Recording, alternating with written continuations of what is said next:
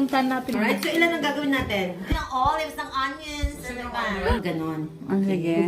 Okay. yan. Budburan ko ng Budbud mo cheese. ng cheese, yan. Ganito, okay. The more the better. Yes. Charot. Yeah, get more. Tasty. Come on. The more, the better. Natin ang onions. Red onions is more healthy daw kaysa sa white onions. So, why not? And then, put on the top. some... Ganun ba yung pag... I never No made idea though how pizza to make before. pizza by myself. But... No, I never...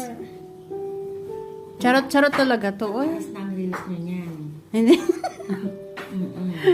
Alright, I think this is... Okay. Not Maricar. Ano to? Chorizo? No, salami. Ah, salami. Yeah. Tingnan mo. Mahirap maghanap ng ano?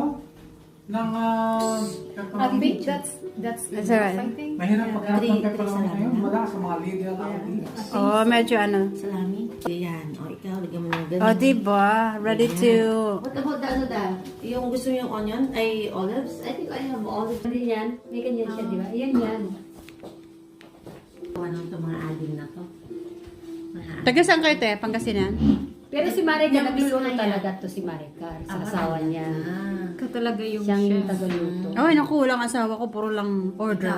Oy, naku, for order. Eh, pag ako napagod, oh, why not? Yeah. I deserve.